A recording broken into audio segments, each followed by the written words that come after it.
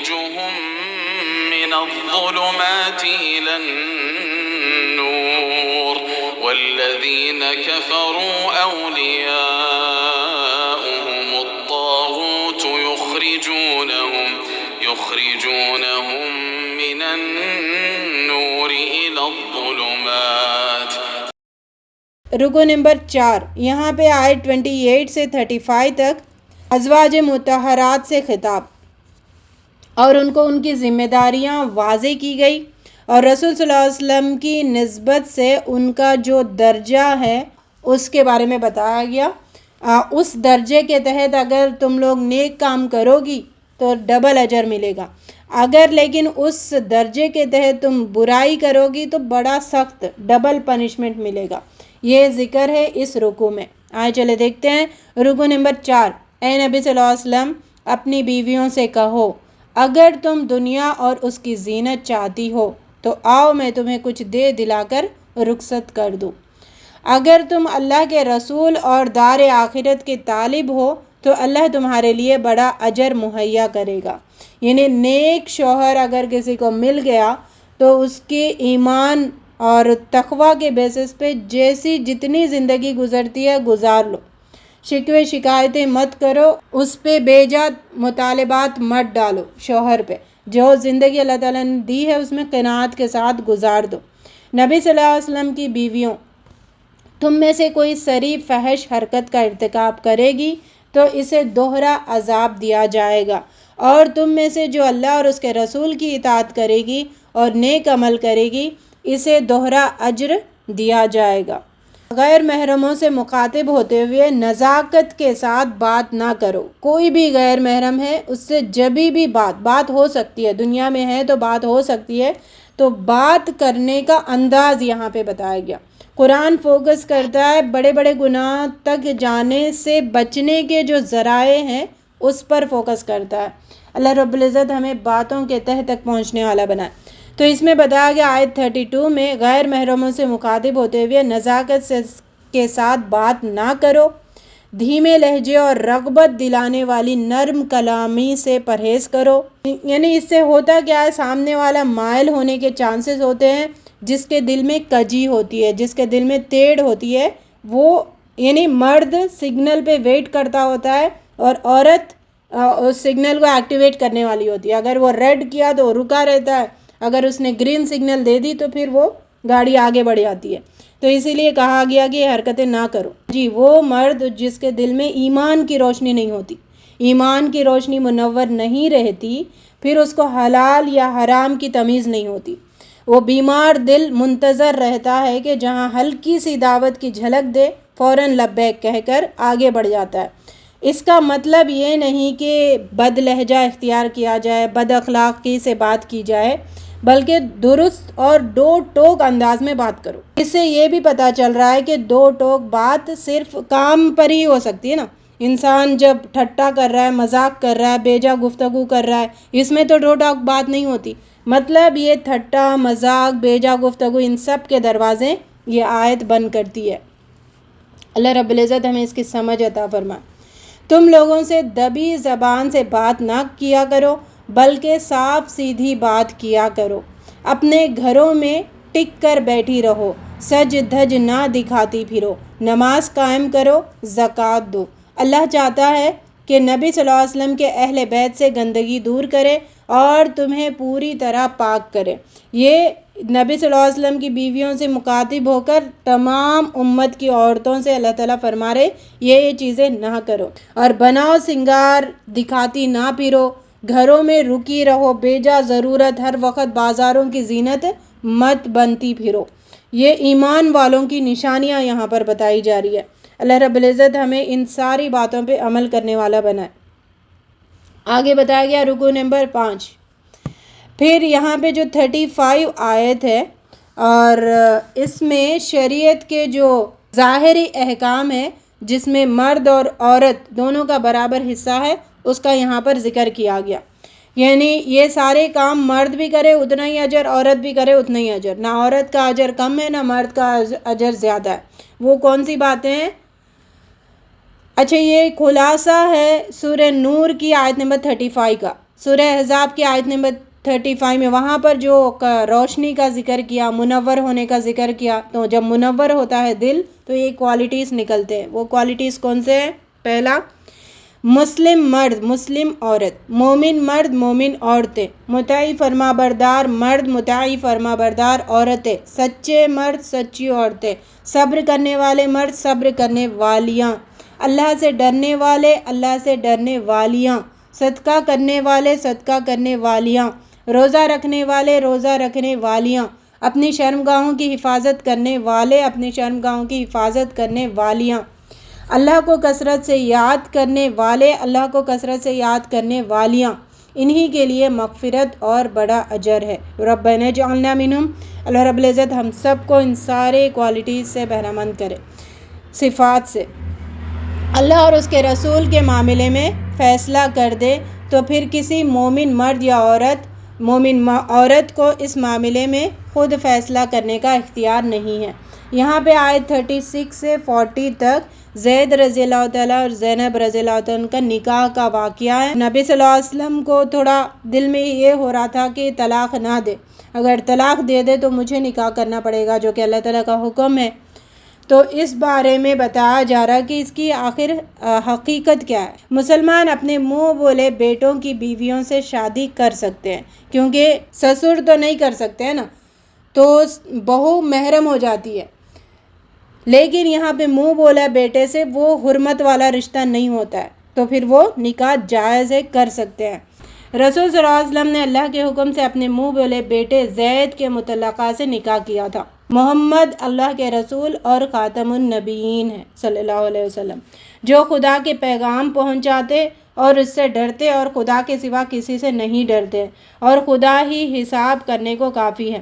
محمد صلی اللہ علیہ وسلم تمہارے مردوں میں سے کسی کے والد نہیں ہے، بلکہ خدا کے پیغمبر اور نبی ہے اور خدا ہر چیز سے واقف ہے. محمد صلی اللہ علیہ وسلم کی نرینہ اولاد کو اللہ تعالیٰ نے بچپن میں ہی لے لیا تھا، اس لیے وہ لڑکیوں کے باپ ہے، لڑکوں کے نہیں. رکو نمبر 6. اے اہل ایمان، اللہ کو کثرت سے یاد کرو، صبح اور شام اس کی تسبیح کیا کرو. اللہ اور رسول فرشتے تم پر رحمت اور سلامتی بھیجتے ہیں تاکہ تمہیں تاریکیوں سے روشنی میں لائے.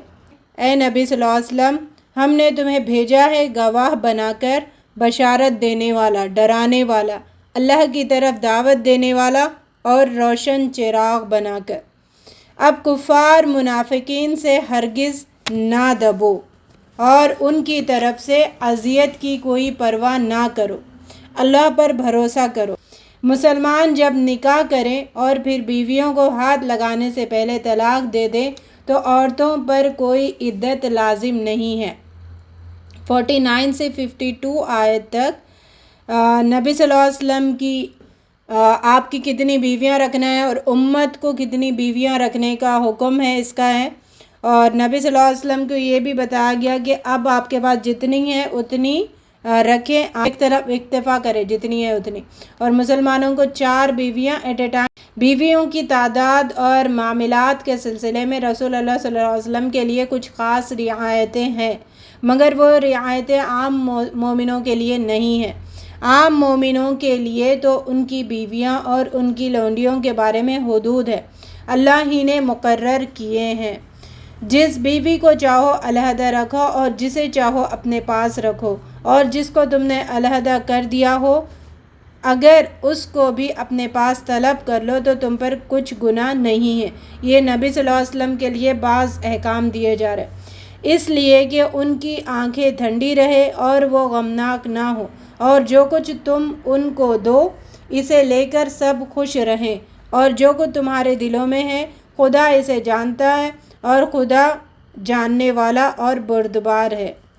رکو نمبر 7. اے اہل ایمان، یہاں پہ آیت 53 سے 62 تک نبی صلی اللہ علیہ وسلم کے گھر میں داخل ہونے کے آداب اور نبی صلی اللہ علیہ وسلم کے حقوق اور گھر سے باہر نکلتے وقت عورتوں کا لباس کس طریقے کا ہونا ہے اس کا ذکر کیا جا رہا ہے. اے ایمان والو، نبی صلی اللہ علیہ وسلم کے گھر میں بلا اجازت نہ آیا کرو. جب کھانے پر بلایا جائے تو کھانا کھا کر منتشر ہو جاؤ، یہ عام لوگوں کے گھروں میں بھی جانے کے ایٹیکیٹس ہے.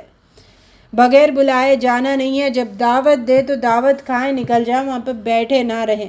نبی صلی اللہ علیہ وسلم کی بیویوں سے کچھ مانگنا ہو تو پردے کے پیچھے سے مانگا کرے. اتنی صاف واضح انداز میں چہرے کے پردے کا حکم ہے. پردے کے پیچھے سے مطلب کیا؟ ڈریس کے پیچھے سے. ڈریس ہونا چاہیے, بدن کو چھپا ہونا چاہیے. یہ تو چہرہ ہی نظر آ رہا ہے نا. پردے کے پیچھے انسان پورا کا پورا ڈھک کے رہے. پھر غیر محرم سے کچھ مانگنا ہے یا نبی صلی اللہ علیہ وسلم کی بیویوں سے یا غیر محرم عورتوں سے یا غیر محرم مردوں سے اگر کچھ بھی بات کرنا ہے, پردے میں ہونا بہت ضروری ہے. عورتوں پر اپنے باپوں سے کچھ گناہ نہیں ہے, اور نہ اپنے بیٹوں سے, اور نہ اپنے بھائیوں سے, اور نہ اپنے بھتیجوں سے, اور نہ اپنے بھانجوں سے, اور نہ اپنی عورتوں سے, اور نہ لونڈیوں سے, کہ اے عورتوں خدا سے ڈرتی رہو, بے شک خدا ہر چیز سے واقف ہے. یعنی بغیر نقاب کے ان کے سامنے آیا جا سکتا ہے. اور یہ تمہارے لیے بالکل جائز نہیں کہ نبی صلی اللہ علیہ وسلم کے بعد ان کی بیویوں سے نکاح کرو. اللہ کے نزدیک بہت بڑا گناہ ہے. اللہ اور اس کے ملائکہ نبی صلی اللہ علیہ وسلم پر درود بھیجتے ہیں. اے ایمان والو, تم بھی ان پر درود و سلام بھیجو صلی اللہ علیہ وسلم. جو لوگ اللہ اور اس کے رسول کی اذیت دیتے ہیں ان پر دنیا اور آخرت میں اللہ کی لعنت ہے اور رسوا کن عذاب ہے. جو لوگ مومن مردوں اور عورتوں کو ستاتے ہیں انہوں نے ایک سری گناہ کا وبال اپنے سر لے لیا ہے. یہ مومنوں کو تسلی. پہلی آیت میں نبی صلی اللہ علیہ وسلم کو ستانے کے بارے میں, یہاں پر مومن مرد اور عورتوں کو ستانے والوں کو وارننگ دی گئی ہے. رکو نمبر 8, یہاں پہ آیت نمبر 59 ہے جس میں گھر سے باہر جانے کے جو احکام ہے, جو عورتوں کا لباس کیسے ہونا ہے اس کا ذکر کیا جا رہا ہے. اے نبی صلی اللہ علیہ وسلم, اپنی بیویوں اور بیٹیوں اور اہل ایمان کی عورتوں سے کہہ دو کہ اپنے اوپر اپنی چادروں کے پلو لٹکا لیا کریں, تاکہ اپنے اوپر مطلب سر پہ سے نیچے گھونگھٹ جس کو کہا جاتا ہے, گھونگھٹ ڈال دیا کریں تاکہ وہ پہچان لی جائے اور ستائی نہ جائے. انسان کا چہرہ کھلا ہوتا تو وہ تو پہچان ہی جاتا نا. تو یہاں پہ پہچان لی جائے مطلب یہ با پردہ عورت جا رہی ہے اور ایمان والی عورت جا رہی ہے تو اس کو ستاؤ مت. یہ اس طریقے سے پہچان ہو آپ کا لباس سے, اس طریقے سے ایمان جل کے. اگر مدینہ کے منافق اپنی حرکتوں سے باز نہ آئیں گے تو وہ بری طرح مسلمانوں کے ہاتھوں پکڑے جائیں گے اور مارے جائیں گے. جو لوگ پہلے گزر چکے ہیں ان کے بارے میں بھی خدا کی یہی عادت رہی ہے اور تم خدا کی عادت میں تغیر و تبدیلی نہیں پاؤ گے.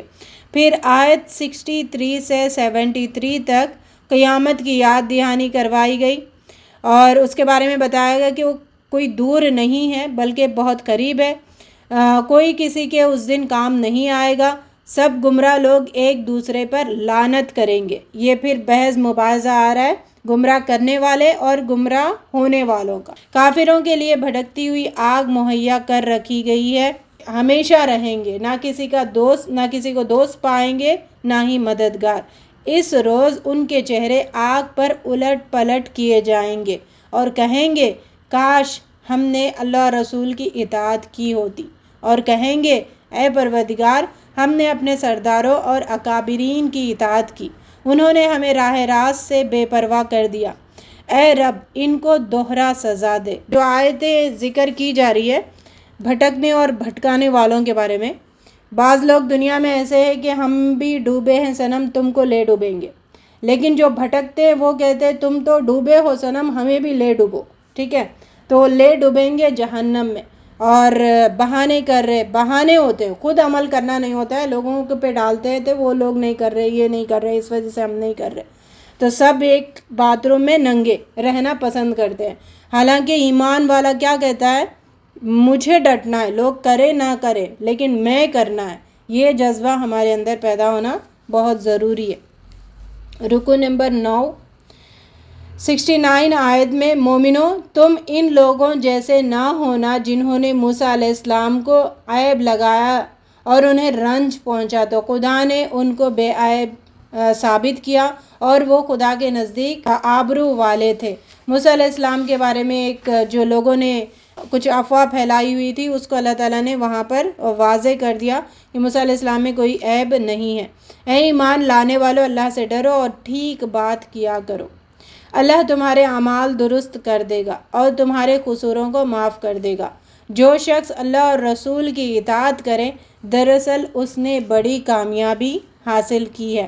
ہم نے اس امانت کو آسمانوں اور زمین اور پہاڑوں کے سامنے پیش کیا تو اسے اٹھانے کے لیے تیار نہ ہوئے اور اس سے ڈر گئے، لیکن افسوس ہے کہ ہم دنیا کی زندگی میں مست بس اپنا وقت برباد کر رہے ہیں۔ مگر انسان نے اسے اٹھا لیا، بے شک وہ بڑا ظالم اور جاہل ہے۔ چونکہ اس نے بار امانت اٹھا لیا ہے تو اب اللہ منافقین اور مشرکین مرد ہو یا عورت ان کو سزا دے گا اور مومن مردوں اور عورتوں کی توبہ قبول کرے گا۔ یہ ہے وہ چابی جس کو دے کر اللہ تعالیٰ نے بھیجا۔ تم اس امانت کو اٹھانے کے لیے دنیا میں بھیجے گئے ہو، باقی دنیا میں مست رہنے کے لیے نہیں۔ اس سورہ سبا 34 سورہ آف قرآن، یہاں سے 5واں گروپ شروع ہو رہا ہے۔ چوتھا گروپ مکمل ہو گیا سورہ احزاب سے، یہاں سے 5th گروپ شروع ہو رہا ہے جس میں 13 مکی صورتیں اور 3 مدنی صورتیں ہیں۔ سورہ سبا سے سورہ احقاف تک مکی صورتیں 13 اور سورہ محمد، فتح اور الحجرات یہ مدنی صورتیں ہیں۔ اور اس سورے میں کفار کے الوہیت کا تصور انہوں نے بنایا ہوا تھا، فرشتوں کو پوجتے تھے، بتوں کو پوجتے تھے، جس کو انہوں نے الوہیت میں شامل کیا تھا ان سب کی تردید کی جا رہی ہے۔ اس گروپ میں توحید پہ فوکس کیا جائے گا، قرآن پہ فوکس کیا جائے گا اور ایز اٹ از باقی سارے باتیں بھی درمیان میں آتی رہیں گی۔ پچھلی گروپ میں جیسے ہم نے دیکھا تھا قرآن اور رسالت، اس گروپ میں قرآن اور توحید۔ اس سورہ سبا میں توحید اور قیامت پر فوکس کیا جائے گا۔ پہلا رکوع، سب تعریف اللہ ہی کے لیے ہے جو آسمانوں اور زمین کا مالک ہے اور آخرت میں بھی اسی کے لیے حمد ہے۔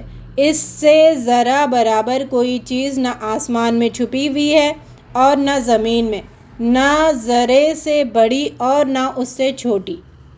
جو کچھ زمین میں داخل ہوتا ہے اور جو اس میں سے نکلتا ہے اور جو آسمان سے اترتا ہے اور جو اس پر چڑھتا ہے، سب اس کو معلوم ہے اور وہ مہربان بخشنے والا ہے۔ قیامت اس لیے آئے گی کہ جزا دے اللہ ان لوگوں کو جو ایمان لائے اور نیک عمل کرتے رہیں۔ جن لوگوں نے ہماری آیات کو نیچا دکھانے کے لیے زور لگایا ہے ان کے لیے بدترین قسم کا دردناک عذاب ہے۔ اللہم لا تجعلنا، جن لوگوں کو علم دیا گیا ہے وہ جانتے ہیں جو تمہارے پروردگار کی طرف سے تم پر نازل ہوا ہے وہ حق ہے اور رہنمائی کرتا ہے العزیز اور حمید کی طرف سے۔ جو لوگ آخرت کو نہیں مانتے وہ عذاب میں مبتلا ہونے والے ہیں اور وہ بہکے ہوئے لوگ ہیں۔ ہم چاہے تو انہیں زمین میں دھسا دے یا آسمان کے ٹکڑے ان پر گرا دے۔ یہاں آگے آیت نمبر 10 سے لے کر 14 تک داؤد علیہ السلام کا ذکر کیا گیا۔ داؤد علیہ السلام اور سلیمان علیہ السلام کے واقعات آ رہے ہیں۔ اس سے یہ بتانا ہے کہ کفار مکہ جو نعمتوں کے ملنے پر بڑی تکبر دکھا رہے تھے، ضد اور انا میں مبتلا ہو رہے تھے، تو ان کو یہ مثال دی گئی ہے جس کو میں نعمتیں دیتا ہوں وہ شکر گزار بندے ہوتے ہیں۔ نعمتوں سے شکر گزاری آتی ہے جن کے اندر ایمان ہوتا ہے، وہ شیطان کی پیروی نہیں کرتے بلکہ اللہ ہی کی پیروی کرتے ہیں۔ تو مکے کے کفار کیا ہو رہے تھے؟ گھمنڈ میں آ کر شیطان کی پیروی کر رہے تھے۔ تو رکوع نمبر 2، داؤد علیہ السلام کے لیے ہم نے پہاڑوں پرندوں کو ہم آہنگ کیا اور لوہے کو ہم نے ان کے لیے نرم کر دیا تاکہ اس سے زرہیں بنائیں، اور ہم نے سلیمان کے لیے ہوائیں مسخر کیا، پگھلے ہوئے تانبے کے چشمے بہا دیے اور جنوں کو ان کے تابع کر دیا، اور وہ اس کے لیے اونچی عمارتیں، تصویریں، بڑے بڑے حوض اور اپنی جگہ سے نہ ہٹنے والی بھاری دیگیں بنایا کرتے تھے۔ جب سلیمان علیہ السلام پر موت کا فیصلہ نافذ ہوا تو وہ عصا کو ٹیک لگائے ہوئے ہی ٹھہرا ہوا تھا اور جنات تعمیر کا کام کرتے چلے جا رہے تھے۔ جن غائب کے جاننے والے ہوتے تو اس تعمیر کی مشقت میں کیوں مبتلا رہتے؟ سبا کی قوم پر اللہ کی نعمتیں تو رہیں مگر وہ منہ موڑے تو اللہ نے ان پر سیلاب بھیج دیا۔ انہوں نے اپنے اوپر ہی ظلم کیا تھا اور افسانہ بن کر رہ گئے۔ یہ ملکہ سبا کے تھے۔ ملکہ سبا جب اسلام قبول کی تو سارا ملک قبول ہو گیا تھا اسلام، لیکن بعد میں جیسے جیسے نسلیں آتی گئی پھر کفر پہ مبتلا ہوتے گئے اور اللہ رب العزت نے جو نعمتیں دی وہ سب ساری چھین لی گئی۔ تو یہاں پر بتانا یہ ہے کہ جس کو دولت دی جاتی ہے وہ اکثر تو گمراہ ہو جاتے ہیں، اپنی دولت میں گھمنڈ میں رہ جاتے ہیں، ضد اور آنا میں حق کو جھٹلاتے ہیں، لیکن بہت کم جس کو اللہ تعالیٰ دولت دیتے ہیں وہ شکر گزار بندے ہی بن کے رہتے ہیں، ان کے ایمان میں اور اضافہ ہوتا ہے۔ اللہ رب العزت ہمیں دنیا کی نعمتیں جو بھی دے اس سے ہمارے اندر شکر گزاری کا جذبہ بھرپور پیدا کر دے۔ پھر آگے رکوع نمبر 3۔ اے نبی صلی اللہ علیہ وسلم، مشرکین سے کہو، پکار کر دیکھو اپنے ان معبودوں کو جنہیں تم اللہ کے سوا اپنا معبود سمجھتے ہو۔ نہ آسمان میں کسی ذرہ برابر چیز کے مالک ہے نہ زمین میں، اور وہ آسمان اور زمین کی ملکیت میں شریک بھی نہیں ہے، اور ان میں سے کوئی بھی اللہ کا مددگار بھی نہیں ہے۔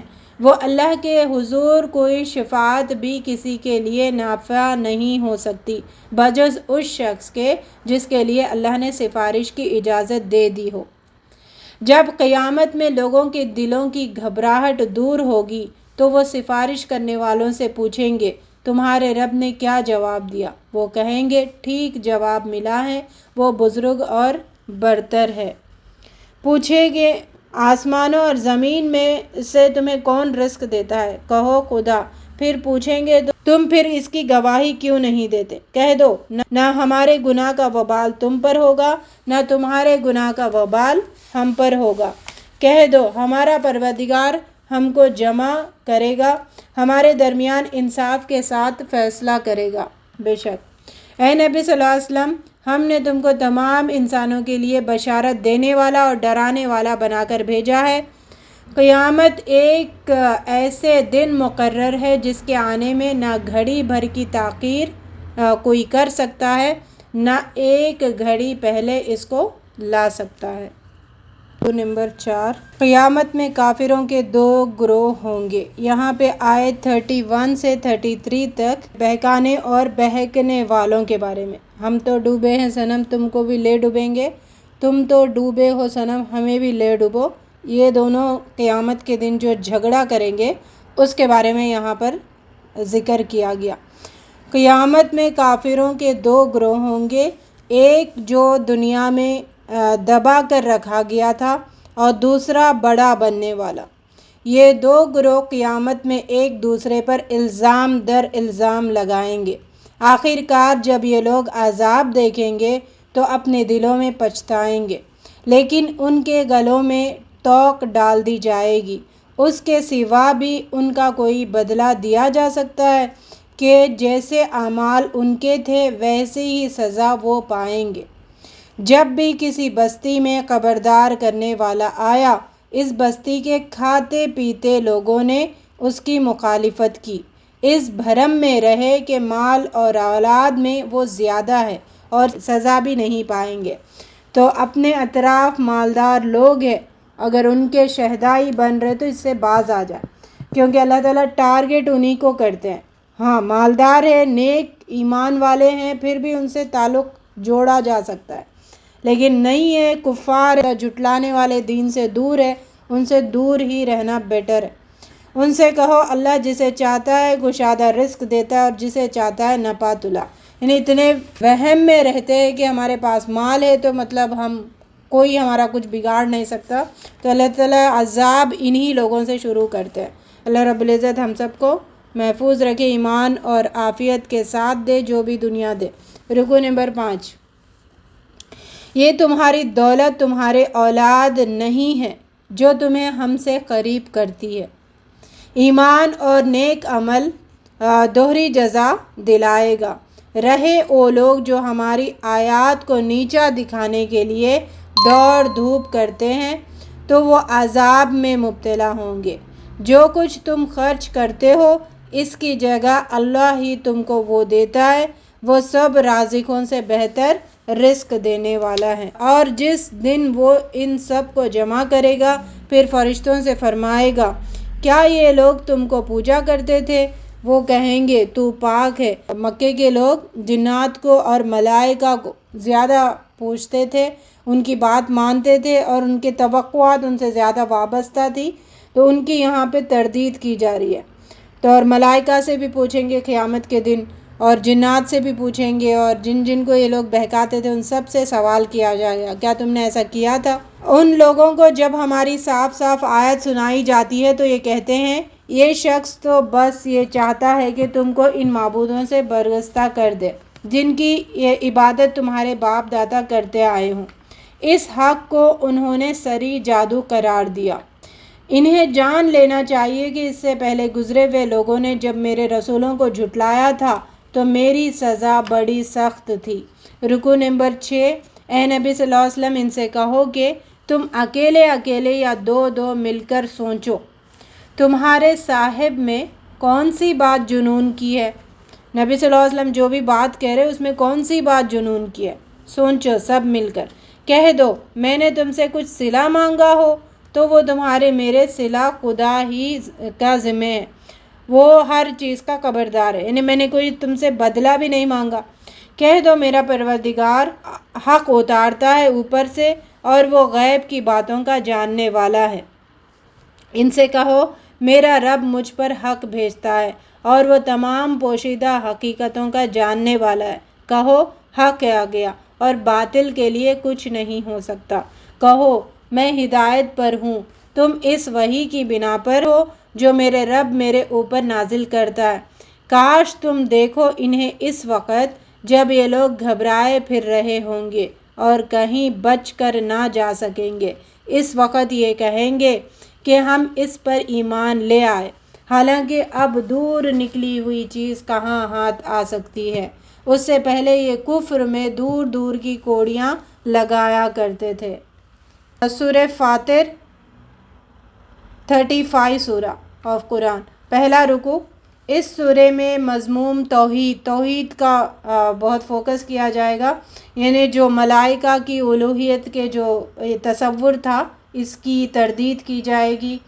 معبود تو صرف اور صرف ایک ہے اور فرشتے اس کے مخلوق ہے۔ پہلا رکوع۔ تمام تعریفیں اللہ ہی کے لیے جو آسمان اور زمین کا پیدا کرنے والا، فرشتوں کو خاصد بنانے والا، اور جن کے 2 اور 3 اور 4 پر ہیں، وہ اپنی مخلوقات میں جو چاہے بڑھاتا ہے۔ بے شک اللہ ہر چیز پر قادر ہے۔ اللہ جس رحمت کا دروازہ بھی لوگوں کے لیے کھول دے اسے کوئی روکنے والا نہیں ہے، اور جسے وہ بند کر دے اسے اللہ کے بعد کوئی دوسرا کھولنے والا نہیں ہے۔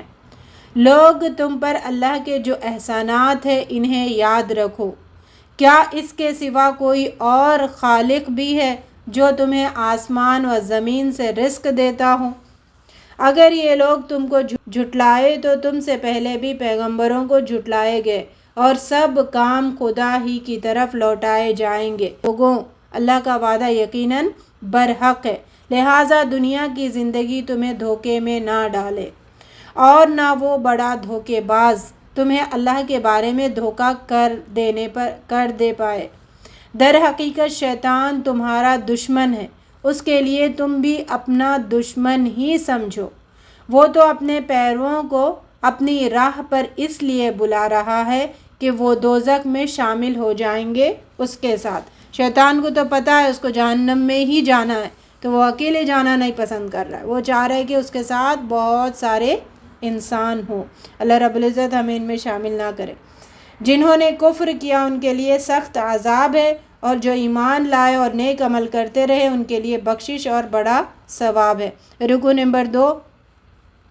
بھلا جس شخص کو اس کے برے اعمال آراستہ کر کے دکھائے جائیں اور وہ ان کو عمدہ سمجھنے لگے، یعنی اللہ تعالیٰ جس کو چاہتا ہے گمراہ کرتا ہے، یہ گمراہی ہے۔ برے اعمال اچھے دکھنا یہ گمراہی ہے، اور جس کو چاہتا ہے ہدایت دیتا ہے۔ تو ان لوگوں پر افسوس کر کے تمہارا دم نہ نکل جائے، یہ جو بھی کرتے ہیں خدا اس سے واقف ہے۔ وہی تو ہے ہوائیں چلاتا ہے اور وہ بادل کو ابھارتی ہے، پھر ان کو ایک جان کر دیتی ہے اور پھر ان کو ایک بے جان شہر کی طرف چلاتے ہیں، پھر اس سے زمین کو اس کے مرنے کے بعد زندہ کر دیتے ہیں۔ اس طرح مردوں کو بھی جی اٹھنا ہوگا۔ اللہ کے یہاں جو چیز اوپر چڑھتی ہے وہ صرف پاکیزہ قول ہے۔ جھوٹ باتیں اور حق تلفی کی باتیں، بے عدلی کی باتیں، ناانصافی کی باتیں اور شہوات کی باتیں، فضول باتیں، یہ کوئی چڑھتی نہیں ہے اوپر، اور حق بات، عدل پر مبنی بات اور نیکی کی بات، یہی اللہ کے پاس چڑھتے ہیں، اور عمل صالح اس کو اوپر چڑھاتا ہے۔ اچھی بات ہے، اس پہ سے اچھا عمل ہے تو پھر وہ اس کو اور اوپر درجوں پر لے جانے کے قابل بناتا ہے۔ تو اللہ رب العزت ہمیں اچھے عمل اور اچھی بات کرنے والوں میں شامل کرے۔ رہے وہ لوگ جو بیہودہ چال بازیاں کرتے ہیں، ان کے لیے سخت عذاب ہے۔ اللہ نے تم کو مٹی سے پیدا کیا، پھر نطفے سے، پھر تمہارے جوڑے بنائے۔ کوئی عورت حاملہ نہیں ہوتی اور نہ بچہ جنتی ہے، مگر یہ سب کچھ اللہ کے علم میں ہوتا ہے۔ کوئی عمر پانے والا عمر نہیں پاتا اور نہ کسی عمر میں کچھ بھی کمی ہوتی، مگر یہ سب کچھ ایک کتاب میں لکھا ہوتا ہے۔ میٹھے پانی اور کھارے پانی کے ذخیرے یکساں نہیں ہیں، مگر تم دونوں سے تر و تازہ گوشت حاصل کرتے ہو۔ کشتی اس پانی پر چلتی ہے، اور وہ دن کے اندر رات اور رات کے اندر دن کو پروتا ہوا لاتا ہے۔ چاند اور سورج اس نے مسخر کر رکھا ہے۔ وہی اللہ تمہارا رب ہے، بادشاہی اسی کے لیے ہے۔ اسے چھوڑ کر جن دوسروں کو تم پکارتے ہو وہ ایک پر کے بھی مالک نہیں ہے۔ اس پورے رکوع میں اللہ رب العزت نے اپنی پیدا کی ہوئی چیزوں سے بتانے کی کوشش کی ہے کہ رب واحد لا شریک ہے، یعنی اس کے ساتھ کوئی شریک نہیں ہے۔ یہ ساری چیزیں پیدا کرنے والا ایک ہے، تو اسی کی تم عبادت کرو۔ رکوع نمبر 3۔ یا ایھا الذین آمنوا انتم الفقراء الی اللہ واللہ هو الغنی الحمید۔ لوگو تم خدا کے محتاج ہو اور خدا بے پرواہ اور سزاوار ہے۔ یعنی ان رکوعوں میں بات کیا ہو رہی فوکس؟ یہ جو گھمنڈ میں تھے مکے کے لوگ، اپنی دولت کے وجہ سے، اپنی شہرت کے وجہ سے وہ ایمان پہ آنا نہیں چاہ رہے تھے، تو پھر اللہ تعالیٰ ان کو سلیمان علیہ السلام کی، داؤد علیہ السلام کا ذکر اور ان کو جو دولت ملی ہے اس کا ذکر کیا گیا۔ وہ تمہیں اللہ تعالیٰ کی طرف سے ملی ہے، تم خود نہیں اس کو حاصل کرنے والے ہو، تو لہٰذا دولت کے نشے میں گم ہو کر حق کو مت جھٹلاؤ۔ یہ میسیج آ رہا ہے ساری صورتوں میں۔ اگر وہ چاہے تو تمہیں لے جائے اور تمہیں ہٹا کر کوئی نئی مخلوق لا کھڑا کرے، اور یہ رب کے لیے کوئی مشکل نہیں ہے۔ کوئی بوجھ اٹھانے والا کسی دوسرے کا بوجھ نہ اٹھائے گا۔ اگر کوئی لدا ہوا نفس اپنا بوجھ اٹھانے کے لیے پکارے گا تو اس کے بار کا ایک ادنا سا حصہ بھی بانٹنے کے لیے کوئی نہ آئے گا آخرت میں، قیامت کے دن، چاہے وہ قریب ترین رشتہ دار ہی کیوں نہ ہو۔ اے نبی صلی اللہ علیہ وسلم، تم انہی لوگوں کو متنبع کر سکتے ہو جو بغیر دیکھے اپنے رب سے ڈرتے ہیں، نماز قائم کرتے ہیں۔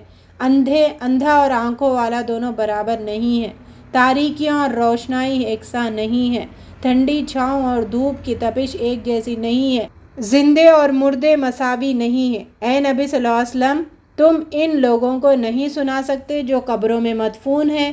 ہر امت کے لیے ایک متنبع کرنے والا آیا، پھر جن لوگوں نے نہ مانا ان کو میں نے پکڑ لیا، دیکھ لو میری سزا کیسی سخت تھی۔ رکوع نمبر 4۔ کیا تم نے نہیں دیکھا اللہ نے آسمان سے بارش برسا، پھر مختلف رنگوں کے پھل پیدا کیے، اور پہاڑوں میں بھی مختلف رنگ اس نے پیدا کیے، سفید، سرخ رنگوں اور گہرے سیاہ رنگ کے پہاڑ بھی پیدا کیے۔ حقیقت یہ ہے کہ اللہ کے بندوں میں صرف علم رکھنے والے لوگ ہی اس سے ڈرتے ہیں۔ حق کو پہچان سکے وہ علم آنا بہت ضروری ہے۔ اللہ رب العزت ہمیں ایسے علم سے بہرہ مند کرے۔ یہاں پر یہ جو 4 رکوع ہے، اس میں 28 آیت سے 37 آیت تک علماء اہل کتاب کی ان کی تعریف کی گئی ہے، یعنی جس کے پاس علم آتا ہے تو ان کی کیا صفات ہوتی ہے، وہ کیسے چینج کرتے اپنے آپ کو، اس کا ذکر۔ جو اس کتاب کی تلاوت کرتے ہیں، نماز قائم کرتے ہیں اور اس کے راستے میں کھلے اور چھپے خرچ کرتے ہیں، یقیناً وہ ایک ایسی تجارت کے متوقع ہیں جس میں ہرگز خسارہ نہ ہوگا۔ اللہ کی اس کتاب کے وارث بنا دیا گیا ان لوگوں کو جنہیں ہم نے اپنے بندوں میں سے چن لیا۔ اب کوئی تو ان میں سے اپنے نفس پر ظلم کرنے والا ہے، کوئی بیچ کی راہیں اور کوئی نیکیوں میں سبقت کرنے والا ہے۔ 3 گروپس ڈیسائیڈ کرو کہ کون سے گروپ میں ہونا ہے۔ یعنی ظلم کرنے والا گناہ کر کے اپنے نفس پر، ایک ہے بیچ میں، نہ ادھر نہ ادھر، وہ منافق ہے۔ بعض لوگ ہوتے ہیں نیکیوں میں سبقت کرنے والے، آگے آگے آگے بڑھنے والے۔ اللہ رب العزت ان لوگوں میں ہمیں شامل فرمائے۔ یہی بہت بڑا فضل ہے۔ یہ لوگ نعمتوں بھری جنتوں میں داخل ہوں گے۔ جن لوگوں کو کفر کی پاداش میں دوزخ میں ڈالا جائے گا، وہ چیخ چیخ کر کہیں گے، اے ہمارے رب، ہمیں یہاں سے نکال لے تاکہ ہم نیک عمل کریں، ان اعمال سے مختلف جو پہلے کرتے رہے تھے۔ ان سے کہا جائے گا، کیا ہم نے تم کو اتنی عمر نہیں دی تھی کہ جس میں سبق لیا جا سکتا ہے؟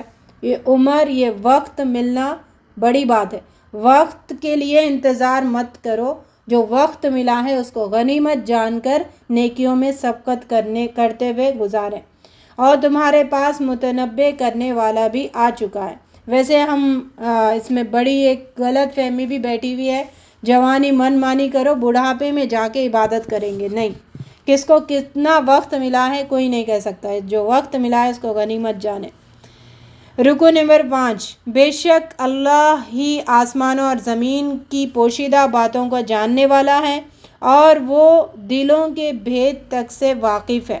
وہی تو ہے جس نے تم کو زمین میں جانشین بنایا، تو جس نے کفر کیا اس کے کفر کا ضرر اسی کو ہے۔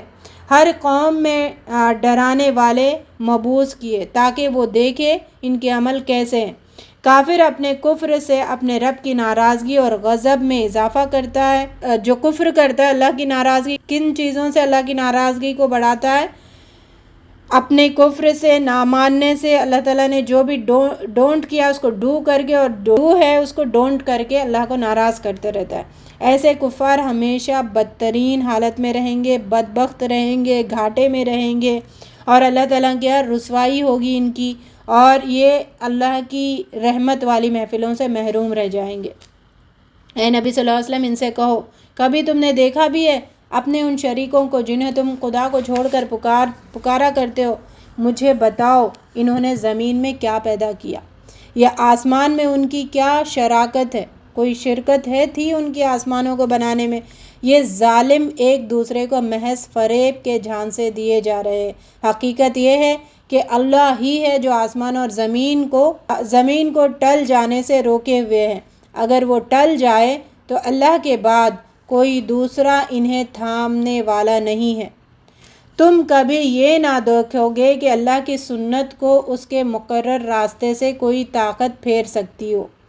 فَلَن تَجِدَ لِسُنَّتِ اللَّهِ تَبْدِيلًا۔ یہ آیت نمبر 23 یاد رکھے، اللہ نے جو فکس کیا نا وہ چینج نہیں ہونے والا، سنت چینج نہیں ہونے والی۔ ہم سمجھتے ہیں کہ ہم معاف کر دے گا، نہیں کرے گا، جو نہیں کرنا ہے نہیں کرے گا۔ تو اپنی غفلت کی نیند سے باہر آئیں اور حق کے راستے کو تلاش کریں اور اس پر ڈٹ جائیں۔ ان سے پہلے جو قومیں گزر چکی ہیں وہ ان سے زیادہ طاقتور تھی، لیکن کوئی چیز بھی اللہ کو عاجز کرنے والی نہیں ہے۔ اگر وہ لوگوں کو ان کے کرتوتوں پر پکڑتا تو زمین میں کوئی جاندار کو جیتا نہ چھوڑتا۔ سورہ 36 سورہ یاسین۔ اس سورہ میں بھی توحید، معاد، رسالت پر بحث کی گئی ہے۔ سورہ کا آغاز اس بات رسالت کو ماننے پر سے موضوع سے شروع ہوا ہے جو پچھلی سورت کا اختتام ہے۔ 1 سے 12 آیت تک پہلے رکوع میں قرآن اس بات کی گواہ ہے کہ اللہ کی طرف سے آئی ہوئی ہے، اللہ کی نازل کردہ اللہ کا کلام ہے۔ اور پھر نبی صلی اللہ علیہ وسلم کو بتایا گیا جو کفار اس کی طرف نہیں آتے اس سے آپ بے فکر ہو جائیں، آپ نے تو پیغام پہنچا دیا ہے، اب آپ اپنے آپ کو مت بھلائیں، تو ان کو پیغام پہنچا دو اور تم ڈٹے رہو۔ یہ ٹاپک اس میں مل رہا ہے۔ پہلا رکوع، تم یقیناً رسولوں میں سے ہو اور سیدھے راستے پر ہو۔ تم اس قوم کو خبردار کرو جس کے اکثر لوگ فیصلے عذاب کے مستحق ہو چکے ہیں، اسی لیے وہ ایمان نہیں لاتے۔ ہم نے ان کی گردنوں میں طوق ڈال دیے ہیں اور ان کے آگے اور پیچھے ایک دیوار کھڑی کر دی ہے، اب انہیں کچھ بھی نہیں سوچتا۔ انہیں اللہ تعالیٰ ایسے ڈال دیں گے قیامت کے دن، اس کے برابر دیوار پیچھے دیوار، نہ ہلنے جھلنے جھکنے کچھ بھی کرنے کا موقع. کتنی بڑی ذلت کا مقام ہوگا نا. اللہ رب العزت ہمیں حق پرستوں میں شامل کرے تاکہ ان ذلت والے عذابوں سے محفوظ رکھے. اب انہیں کچھ بھی نہیں سوچتا. تم تو اسی شخص کو خبردار کر سکتے ہو جو بے دیکھے رحمان سے ڈرتا ہے. ایسے مغفرت اور اجر کریم کی بشارت دے دو. جو عمل بھی وہ کرتے ہیں ہم لکھتے چلے جا رہے ہیں، اور جو کچھ آثار انہوں نے پیچھے چھوڑے ہیں ہم انہیں بھی ثبت کر رہے ہیں. ساری باتوں کو لکھتے جا رہے ہیں.